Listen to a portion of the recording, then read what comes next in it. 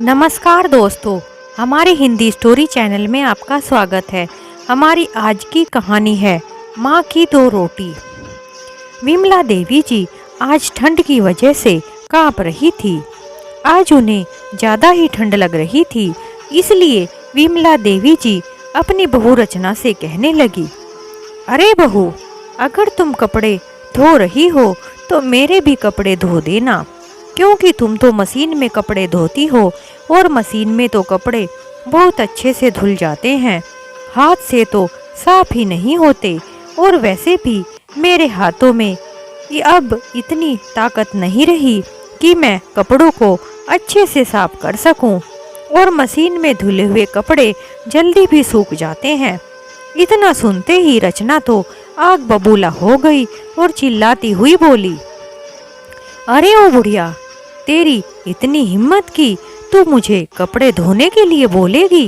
क्या तूने मुझे अपना नौकर समझ करके रखा है? मैं तेरी नौकर नहीं हूँ जो तू मेरे ऊपर हुक्म चला रही है। इतना कहते हुए रचना ने विमला देवी जी के बालों को जोर से पकड़ लिया और उन्हें जोर का धक्का दे दिया, जिसकी वजह से विमला देवी जी का सिर दीवार से जाकर टकरा गया। विमला देवी जी का सिर दीवार में लगने की वजह से उन्हें बहुत दर्द होने लगा और दर्द के कारण वह जैसे तैसे अपने कमरे में चली गई। दीवार का सहारा लेकर ही विमला देवी जी अपने कमरे तक पहुंची थी, लेकिन कमरे में जाते ही अपने बिस्तर पर बेहोश होकर गिर पड़ी और हालत में ही उनकी आंखें कब लग गई उन्हें पता ही नहीं चला। 3-4 घंटे बाद जब उनकी आंखें खुली तो उनका माथा काफी सूज गया था। उन्हें बहुत ज़्यादा दर्द भी हो रहा था। काफ़ी देर से अपने कमरे में लेटे रहने की वजह से उन्हें भूख भी बहुत ज़्यादा लग गई थी, इसलिए वह अपने कमरे से उठकर चलकर अपनी बहू रचना के पास जाकर कहने लगी, अरे बेटी, मुझे बहुत तेज भूख लग रही है, थोड़ा बहुत खाने को दे दो। मैं कल से कुछ भी नहीं खाया है और मुझे बहुत कमजोरी भी महसूस हो रही है। रचना वहां से उठकर किचन में चली गई और किचन से 2 बासी रोटी लेकर आई और विमला जी के सामने पटकते हुए बोली, यह ले बुढ़िया, इसे खा ले और अपनी आत्मा को संतुष्टि दे, और जब तेरे पेट की भूख शांत हो जाए तो किचन में इतने सारे बर्तन भरे पड़े हैं, उनको साफ कर देना। विमला देवी जी को भूख कुछ ज़्यादा ही लगी थी, इसलिए वह बेचारी रात की बची हुई बासी रोटी भी खा ली। वह बासी रोटी सख्त हो गई थी, लेकिन बेचारी विमला देवी जी को भूख इतनी ज़्यादा लगी थी कि वह सूखी रोटियों को लेकर अपने कमरे में जाकर एक बर्तन में रखे पानी में भिगो दिया, ताकि वह रोटी कुछ नरम पड़ जाए और खाने में आसानी हो जाए। थोड़ी देर बाद जब रोटी नरम हो गई तो विमला देवी जी उन्हें निकाल कर खाने लगी। इसी तरह से विमला देवी जी का टाइम कट रहा था। उन्हें कभी भी ताज़ा खाना नहीं दिया जाता था। बेचारी बासी रोटी को ही पानी में डुबा डुबा कर खाती थी। बासी रोटी में पौष्टिकता न होने के कारण उनका शरीर धीरे धीरे कमजोर होने लगा था और वह एक कांटे की तरह सूखने लगी थी। एक दिन विमला देवी जी बिस्तर पर पड़े हुए पता नहीं क्या सोच रही थी, और सोचते सोचते उनकी आंखों से आंसू बह रहे थे। विमला देवी जी के पति को गुजरे हुए अभी 6 महीने ही हुए थे। अभी तो वह अपने पति के जाने का गम भी नहीं मना पाई थी, और उनकी बहू ने उनके साथ ऐसे अत्याचार करने शुरू कर दिए थे। अभी तो उनके मन की वेदना भी खत्म नहीं हुई थी, और आज तो उनकी बहू ने उनके साथ ऐसा नीच काम किया कि उनकी आंखों से अश्रु धारा लगातार बहती जा रही थी। उनके हृदय में एक तूफान चल रहा था, और यह कैसा तूफान जो कभी शांत ही ना होने वाला हो। उन्हें ऐसा लग रहा था जैसे उनके हृदय की गति अभी रुकने ही वाली है। उनको इतना ज़्यादा दर्द हो रहा था कि किसी चट्टान को इतनी पीड़ा दी जाए तो वह भी फट जाती। विमला देवी जी सोच रही थी कि बस यही दिन देखना बाकी रह गए थे। उनका बेटा भी अपनी माँ की एक भी नहीं सुनता था, बस अपनी पत्नी की हाँ में हाँ मिलाता रहता था। और बहू जिसे वह अपने इतने अरमानों के साथ अपने घर की बहू बनाकर लाई थी और सोचा था कि अपनी बेटी से भी ज्यादा इसे प्यार दूंगी, और आज इस बहू ने विमला देवी जी को इतनी जोर का धक्का दे दिया कि बेचारी मरते मरते बची है। यही सोच सोचकर आज उनका कलेजा फटा जा रहा था। विमला देवी जी सोच रही थी कि उनका बेटा बहू उनके साथ ऐसी करतूत कैसे कर सकते हैं। हे धरती माँ, काश तुम फट जाती और मैं तुम्हारे अंदर समाहित हो जाती। मैं अब इस धरती पर रहना ही नहीं चाहती हूँ। इस कलयुगी दुनिया में जीकर ही क्या करना है। अपने पति को याद करती हुई विमला देवी जी कहती हैं, आप भी मुझे छोड़कर चले गए हो इस बेदर्दी दुनिया में। काश आपके बदले मैं चली गई होती तो मुझे आज यह दिन न देखने पड़ते। विमला देवी जी आज अपने पति रघुनाथ जी को याद करके रोई जा रही थी। वह सोचने लगी कि जब मैं इस घर में शादी करके आई थी तो उनके पास कुछ भी नहीं था, बस एक मिट्टी का बना हुआ छोटा सा कमरा था। उसी में एक मिट्टी की रसोई बनी हुई थी। इस कच्चे पक्के घर में विमला देवी जी की जी शादी करके आई थी। रात दिन काम करके और अपने सास ससुर की सेवा करके खुश रहती थी। उसे किसी भी तरह की कोई परेशानी नहीं थी। विमला देवी जी अपने सास ससुर की सेवा में किसी भी तरह की कोई कमी नहीं छोड़ती थी। एक पैर पर खड़ी रहती थी, लेकिन रचना में तो अपनी सासू माँ के लिए जरा सी भी ममता भावना नहीं थी। वह तो बस हर वक्त अपनी सासू माँ को उल्टा सीधा सुनाती रहती थी। विमला देवी जी की शादी को काफी समय हो गया था, लेकिन अभी तक उनकी कोई संतान नहीं थी। उन्होंने जाने कितने मंदिर मस्जिदों के चक्कर काटे, जाने कितने तीर्थ स्थलों पर माथा टेका और मन्नतें मांगी। तब कहीं जाकर शादी के 8 साल बाद उनके घर एक बेटे का जन्म हुआ। विमला देवी जी ने अपने बेटे को बहुत ही लाड़ प्यार से पाल पोस कर बड़ा किया। उसे पालने के चक्कर में अपनी खुशियों की भी बलि दे दी और उसकी जिंदगी को रोशन किया। उसे किसी भी तरह की कोई कमी नहीं होने दी और पढ़ा लिखा कर इस काबिल बनाया कि वह अपने पैरों पर खड़ा हो सके। विमला जी का बेटा गौतम पढ़ लिख कर एक बड़ी सी कंपनी में एक अच्छे पद पर कार्यरत हो गया था और अपनी नौकरी को बहुत अच्छे से कर रहा था। लेकिन आज इस बेटे को अपनी माँ की 2 वक्त की रोटी भी भारी पड़ रही थी। विमला देवी जी सारी रात रोते रोते गुजारती थी और सारी रात रोने के कारण उनकी आंखें भी लाल हो जाती थी। उन्हें किसी भी तरह से चैन नहीं मिलता था। आज तो उन्हें काफी दर्द हो रहा था, लेकिन उनके बेटा बहू दोनों में से कोई भी उनके पास तक नहीं आया था। सुबह से दोपहर, दोपहर से रात हो गई थी और रात से फिर सुबह हो गई थी, लेकिन किसी ने भी विमला देवी जी की सुध लेना जरूरी नहीं समझा।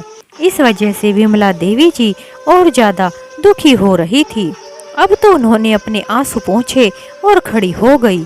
उन्होंने अपनी अलमारी में से एक बैग निकाला और उसमें अपने कपड़ों को रखने लगी।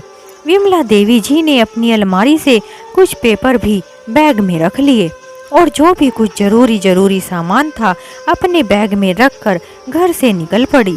जब विमला देवी जी अपने घर से बैग लेकर निकल रही थी तो उनके बेटा बहू सामने ही बैठे हुए थे, लेकिन उन्होंने अपनी माँ से यह पूछना भी जरूरी नहीं समझा कि माँ बैग को लेकर कहाँ जा रही हो, और उन्होंने रोकने की भी कोशिश नहीं की क्योंकि वह तो उनसे पीछा छुड़ाना चाहते थे। विमला देवी जी के मन में भी अनेक प्रकार की दुविधाएं चल रही थी। वह सोच रही थी कि वह घर से निकल तो गई है, लेकिन अब वह कहाँ जाएगी। उनके पास तो कोई रहने का भी ठिकाना नहीं था और विमला देवी जी अपने मायके कभी इस तरह से सामान लेकर नहीं गई थी क्योंकि ससुराल की जिम्मेदारियों से ही उन्हें कभी फुर्सत ही नहीं मिली थी। कभी ऐसी नौबत ही नहीं आई थी कि सामान लेकर मायके जाना पड़े। बस एक बार अपने पति के साथ गई थी, लेकिन आज विमला देवी जी के पास अपने मायके जाने के अलावा और कोई दूसरा रास्ता नहीं था। उन्होंने अपने भाई के घर में बड़े साहस के साथ कदम रखा। जब उनके भाई ने दरवाजा खोला तो वह अपनी बहन को सामान के साथ देखकर हैरान हो गए और कहने लगे, अरे बहन विमला, तुम अचानक से कैसे आना हुआ? सब ठीक ठाक तो है ना? और तुम अकेले क्यों आई हो? गौतम कहाँ है? क्या वह तुम्हें छोड़ने नहीं आया है? सब कुशल मंगल तो है? तभी विमला जी की भाभी भी अंदर से आ गई और अपनी नंद को देखकर बोली, अरे दीदी आओ ना, आप दरवाजे पर ही क्यों खड़ी हैं? अंदर आ जाओ। आपको देखकर कितना अच्छा लग रहा है। कितने समय बाद आई हो और आप भी हद करते हो। दरवाजे पर ही खड़े खड़े सारी बातें करोगे क्या? अंदर नहीं बुलाओगे दीदी को? अरे मैं तो भूल ही गया था। अरे आओ विमला, अंदर आओ। विमला देवी जी टेबल पर सामान रखकर वहीं पड़े सोफे पर बैठ गई। उनकी भाभी उनके लिए पानी लेकर आई और उनकी आओभगत में लग गई, क्योंकि विमला देवी जी अपने घर बहुत समय बाद आई थी। विमला देवी जी के चेहरे पर परेशानी साफ साफ नजर आ रही थी। उनका भाई अच्छी तरह से समझ रहा था कि जरूर कोई परेशानी वाली बात है। विमला देवी जी के भाई ने पूछा, क्या बात है? मैंने तुम्हें कभी इस तरह से आते हुए नहीं देखा और ना ही तुम कभी भी ऐसे सामान लेकर आई हो। मुझे लगता है जरूर कोई परेशानी वाली बात है। सब कुशल मंगल तो है? तुम्हें देखकर मेरा दिल बैठा जा रहा है। विमला जी के भाई ने अपनी बहन से जाने कितने प्रश्न पूछ डाले, लेकिन विमला देवी जी ने सभी सवालों का एक ही जवाब दिया, नहीं नहीं भाई, कोई परेशानी वाली बात नहीं है। आपको चिंता करने की जरूरत नहीं है। और वैसे भी रघुनाथ जी के चले जाने के बाद मैंने अपने आप को बहुत मुश्किल से संभाला है। जब तक वह घर में थे मुझे मायूस नहीं होने देते थे। जब देखो तब कुछ न कुछ करते रहते थे, जिससे मेरा मन लगा रहता था। लेकिन अब तो जैसे घर में सन्नाटा सा पसरा रहता है और मातम सा छाया रहता है। मेरे घर में पहले जैसे वाली बात नहीं रही। मेरा कई दिनों से मन नहीं लग रहा था, इसलिए मैंने सोचा कि कुछ दिन मैं अपने मायके रहकर आ जाती हूँ, इसलिए आपके पास रहने के लिए चली आई हूँ। विमला देवी जी ने दुखी मन से उत्तर दिया, अरे हाँ हाँ, क्यों नहीं, जब तक तुम्हारा मन करे तब तक रहो। और यह तुमने बहुत ही अच्छा किया है जो तुम यहाँ आ गई हो। तुम्हारे आने से हमारा भी मन लग जाएगा। मुझे भी बड़े दिनों से तुम्हारी याद आ रही थी। भाई बहन के बीच बातें चल रही थी कि तभी उसकी भाभी खाना लेकर आ जाती है और अपनी नंद को अच्छे से भोजन कराती है। उसके बाद भी विमला देवी जी अपने सामान को कमरे में रख देती है और बिस्तर पर बैठ जाती है। विमला देवी जी कुछ देर ख्यालों में डूबी रही, उसके बाद अपने बिस्तर पर लेट गई। लेकिन विमला देवी जी को अपनी बहू का गंदा व्यवहार बार बार याद आ रहा था। विमला देवी जी दृश्य को भूलना चाहती थी, लेकिन चाहकर भी भूल नहीं पा रही थी। वह दृश्य उनकी आंखों के सामने बार बार आ रहा था, जिसकी वजह से वह चैन से सो भी नहीं पा रही थी। उन्हें समझ नहीं आ रहा था कि उनके बेटा बहू ने उनके साथ ऐसा क्यों किया। लेकिन विमला देवी जी किसी को इस बारे में कुछ भी कहती नहीं है, बस अंदर ही अंदर घुटती रहती हैं और उनकी आंखों से आंसू बहते रहते हैं जो रुकने का नाम ही नहीं ले रहे थे। अब तो विमला देवी जी की नींद भी उड़ गई थी। जबरदस्ती आंखों को बंद करती, लेकिन फिर आंखें खोल लेती। अगले दिन विमला देवी जी ने सोचा कि शायद उनके बेटा बहू आज उन्हें लेने के लिए आ जाएं। वह बिना किसी को कुछ बताए अपने बेटा बहू के आने की प्रतीक्षा कर रही थी और सोच रही थी कि अगर उनके बेटा बहू लेने आ गए तो वह अपने घर चली जाएगी। उनकी प्रतीक्षा करते करते सुबह से शाम हो गई, लेकिन उन्हें लेने के लिए उनके बेटा बहू नहीं आई। विमला देवी जी दरवाजे की तरफ टकटकी लगाकर देखती रहती थी और फिर उदास होकर बैठ जाती थी। अब तो रात भी हो गई थी। रात का भोजन खाकर फिर अपने बिस्तर पर लेट गई और यह गहरी सोच में डूब गई। सोचते सोचते कब आँख लग गई उन्हें पता ही नहीं चला। सुबह को जब विमला देवी जी की आँख खुली तो सोचा कि आज खुद ही अपने घर चली जाऊंगी, क्योंकि घर आए हुए उन्हें काफ़ी दिन हो गए थे। उधर उनके बेटा बहू यही सोच रहे थे कि आखिर बुढ़िया कहाँ जाएगी, अपने भाई के घर थोड़े दिन बाद भटकते भटकते फिर यहाँ आ जाएगी। क्या ज़रूरत है लेने जाने की, उसके बिना हमारा कौन सा काम रुका पड़ा है जो हम उसे लेने जाएंगे। और वैसे भी जब बुढ़िया मर जाएगी उसकी सारी प्रॉपर्टी हमारी ही तो है, वह तो हमारे ही नाम करेगी। दूसरी तरफ विमला देवी जी के भाई को अपनी बहन की चिंता सताने लगी थी और उन्होंने अपनी पत्नी से भी इस बारे में बात की। विमला देवी जी की भाभी को भी अपनी नंद को लेकर फिक्र सताने लगी थी। वह भी सोच रही थी कि कोई ना कोई बात तो जरूर है जो दीदी ऐसे उदास रहती है। विमला जी के भाई बहुत ही सज्जन व्यक्ति थे। उन्होंने अपनी बहन से पूछा, आज तुम मुझे सच सच बताओ कि आखिर बात क्या है, मुझे तो कुछ ना कुछ गड़बड़ लग रही है। अगर तुम अपने भाई को नहीं बताओगी तो फिर किसे बताओगी, और बिना बताए तुम्हारी परेशानी दूर कैसे होगी। तुम मुझे बताओ तो सही, आखिर क्या परेशानी वाली बात है। मुझे पता है तुम अंदर ही अंदर अच्छा महसूस नहीं कर रही हो। तब विमला देवी जी के भाई ने अपनी बहन से इतनी प्यार से पूछा तो वह अपने भाई को लिपटकर जोर जोर से रोने लगी और उन्हें सारी बात को बता दिया। उनके भाई ने विमला देवी जी को समझाते हुए कहा, तुमने मुझे यह सब पहले क्यों नहीं बताया, लेकिन अब तुम्हें चिंता करने की कोई ज़रूरत नहीं है, क्योंकि अभी तक तुम्हारा भाई जिंदा है, तो फिर किस बात की फिक्र करती है। विमला देवी जी ने अपनी जमीन और घर के कागजात को और अपनी सारी ज्वेलरी अपने भाई को दिखाई और उन्हें बेचने के लिए कागजी कार्रवाई शुरू कर दी। उनके भाई ने घर और जमीन को बेचने के लिए निकाल दिया, जहां पर उनका बेटा अपना फ्लैट बनवाने वाला था। जमीन और घर को बेचने से जो पैसे आए उन पैसों से उन्होंने अपनी बहन के लिए अपने ही पास एक घर खरीद लिया और बाकी के पैसों को अपनी बहन के नाम एफडी करवा दी, जिसमें विमला देवी जी ने अपने मरने के बाद उन पैसों को वृद्धाश्रम को दान कर दिया था। बेटे बहू को जब कोर्ट का नोटिस गया तो उनकी आंखें नोटिस को देखकर फटी की फटी रह गई, क्योंकि नोटिस में घर को खाली करने के लिए लिखा हुआ था। उन्हें समझ नहीं आया कि यह सब हो क्या रहा है। नोटिस मिलते ही बेटे बहू के पैरों के नीचे से जमीन खिसक गई थी। उनके चेहरे पर चिंता की लकीरें नजर आने लगी थी। फिर तो वह दोनों भागते दौड़ते अपनी माँ के पैरों में जाकर गिर पड़े और माफ़ी मांगने लगे।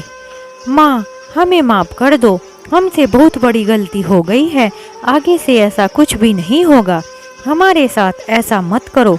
अगर हमारे सर से छत चली जाएगी तो हम रहेंगे कहाँ, हमारे ऊपर कुछ तो तरस खाओ, हमारे साथ ऐसा मत कीजिए माँ, आप घर चलिए और हम सब एक साथ रहेंगे।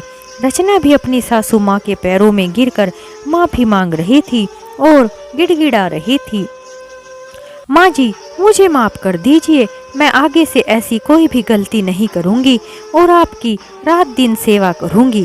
फिर भी विमला देवी जी बोली, अरे यह तो अच्छी बात हुई कि मेरे पति ने सारी जायदाद मेरे नाम कर दी थी, वरना तुमने तो मुझे मारने में कोई कमी भी नहीं छोड़ी थी, जिसकी वजह से आज मैं जिंदा हूँ, वरना तुम लोगों ने तो मुझे जीते जी ही मार डाला है। और वैसे भी जब तुमने मेरी कभी नहीं सुनी तो आज मैं तुम्हारी क्यों सुनूंगी। और वैसे भी एक माँ तो माफ़ कर भी सकती है, लेकिन एक पत्नी तुम्हें कभी माफ़ नहीं कर सकती। तुमने मुझे कितना दुख दर्द दिया है, कितने जख्म दिए हैं, मेरा यह मोम जैसा दिल भी पत्थर बन गया था जो दर्द मैंने सहे हैं, उनका बदला तुम कभी भी उतार नहीं सकते हो, इसलिए तुम्हारी यही सजा है। कहीं भी जाकर रहो, मुझे कोई चिंता नहीं है। मुझे तो अब आगे की जिंदगी को आराम से जीने दो। इतना कहकर विमला देवी जी अपने कमरे में चली गई। उनके बेटा बहू अपना मुंह लटकाकर खड़े के खड़े रह गए और वापस चले गए। आज उनके पास पछताने के अलावा कुछ नहीं था, क्योंकि उन्होंने अपनी माँ के साथ इतना बुरा व्यवहार किया था जिसकी कोई भी माफ़ी नहीं थी। और ना ही ऐसे बच्चों को माफ़ करना भी चाहिए, क्योंकि ऐसे बच्चे माफ़ी के काबिल होते भी नहीं हैं। माँ तो इतनी ममता की मूरत होती है कि उसे भूल कर भी ऐसी सज़ा नहीं देनी चाहिए, वरना भगवान भी नाराज़ हो जाते हैं। क्योंकि इंसान सबसे पहले दुनिया में अपनी माँ की ही सूरत देखता है, वही उसे दुनिया में लाती है। उसी की वजह से वह एक लायक इंसान बनता है, दुनिया के तौर तरीके सीखता है, वही उसे चलना सिखाती है, बोलना सिखाती है, समाज में उठने बैठने के लायक बनाती है। लेकिन अगर ऐसी माँ के साथ बच्चे ऐसी गलत हरकतें करते हैं तो उन बच्चों को क्या माफ़ी मिलनी चाहिए? इस बारे में आपकी क्या राय है? हमें कमेंट में ज़रूर बताएं। इस तरह हमारी यह कहानी समाप्त होती है। अगर आपको हमारी कहानी थोड़ी भी अच्छी लगी हो तो हमारे चैनल को लाइक करें, शेयर करें और सब्सक्राइब करें। हमारी कहानी सुनने के लिए आप सभी का बहुत बहुत धन्यवाद। एक नई कहानी के साथ हम आपसे फिर मिलते हैं।